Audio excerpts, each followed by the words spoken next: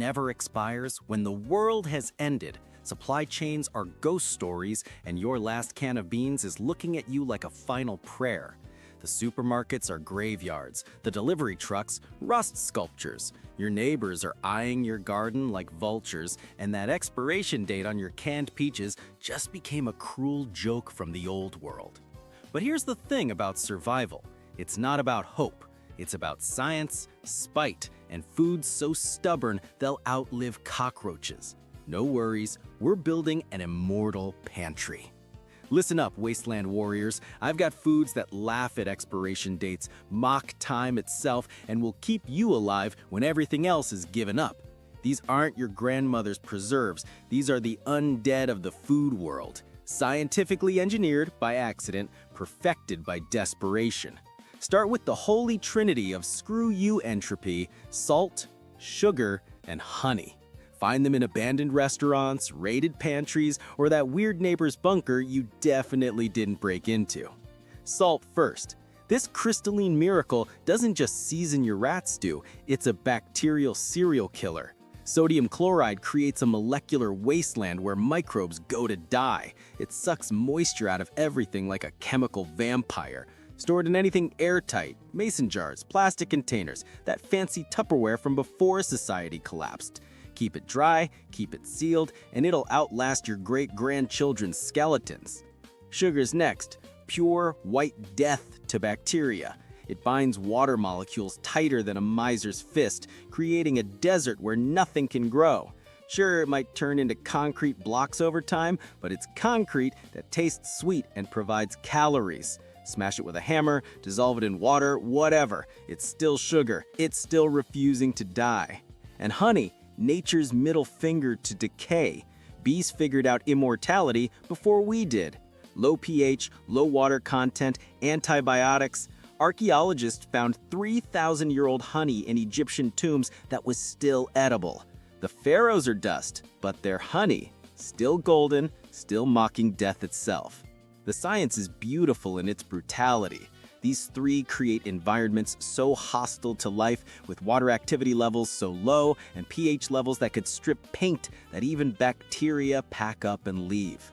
Next, carbohydrate immortality. Method 1, white rice. Not brown rice, that hippie garbage expires faster than good intentions. White rice had its soul removed in processing, and that's exactly why it survives. Scavenge it from Asian markets or anywhere civilization stockpiled carbs. The whiter, the better. Those natural oils that make brown rice healthy, they're also what makes it rot. Store it in Mylar bags, those shiny space-age pouches. Throw in oxygen absorbers, those little packets that eat air for breakfast. Seal it in 5-gallon buckets like you're preparing for nuclear winter, because you might be.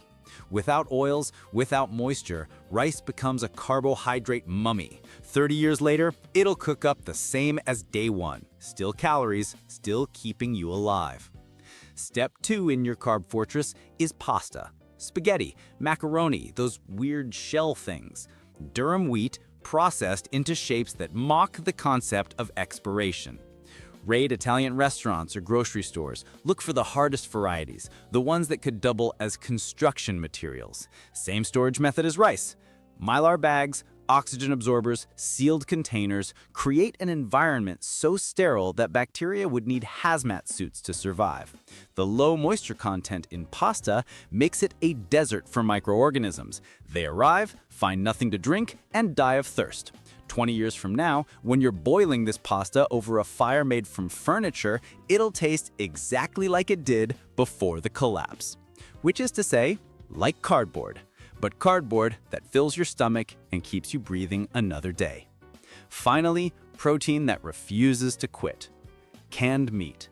Chicken, beef, pork, mystery meat that might have been an animal once. The canning process is basically food mummification. Hunt through abandoned stores, military surplus. Look for cans without dents, bulges, or that ominous hissing sound that means botulism is throwing a party inside. Your nose is your best friend here. If it smells like death, it probably is. The science is medieval in its effectiveness. High heat kills everything that wants to kill you. Airtight seals keep new threats out. No oxygen means no spoilage. just protein, suspended in time, waiting for your can opener. That can opener isn't just a tool, it's a key. A key to another day, another meal, another sunrise. You're not just stockpiling food, you're stockpiling time. You're building a fortress against oblivion. One can, one grain, one crystal of salt. This isn't about hoping you'll survive. It's about ensuring you will. Let's continue with the next food, dried beans, the prepper's best friend. This is your third method for long-term survival. We're talking kidney beans, black beans, pinto beans, beans that look like tiny rocks and, let's be honest, taste about the same. But these are rocks that provide protein, fiber, and the sheer will to live another day. Scavenge them from health food stores, Mexican markets, anywhere people understood that beans are basically edible insurance policies. You want the hardest, driest specimens, the ones that sound like gravel when you shake the container. The storage is the same protocol we always use: Mylar bags, oxygen absorbers, sealed containers. You are creating a tomb so perfect that even time gets confused and leaves it alone. Properly dried beans have a moisture content lower than most deserts. Any bacteria that show up find absolutely nothing to sustain them, and they give up, just like everyone else will. The cellular structure of these things is a fortress. Thick cell walls, minimal water, natural compounds that tell microorganisms to find somewhere else to party. 30 years from now, they'll still cook up into something resembling food. Next, canned fruits and vegetables, vitamins in armor. This is for when you desperately need vitamins and your body is threatening to develop scurvy. Think peaches, corn, green beans, tomatoes that have a distant memory of what sunlight felt like. The same canning science that preserves meat works here. High heat sterilization, airtight seals, an environment more hostile than a tax audit. Those best buy dates, they're just gentle suggestions from a world that believed in expiration dates. Ignore them. Trust the science. Yeah, the texture might be mushy, the color might be questionable, but vitamins are vitamins, and scurvy is still scurvy. Your body does not care if the peaches have the consistency of baby food. It cares about not falling apart at the cellular level. For your mornings, rolled oats, the breakfast of the apocalypse. Start your day with old-fashioned oatmeal that's older than your grandparents' marriage and twice as reliable. Find them in bulk bins, health stores, anywhere people stockpile breakfast before breakfast became a luxury. You're looking for the thick, hearty varieties, the kind that could double as construction adhesive if you needed to.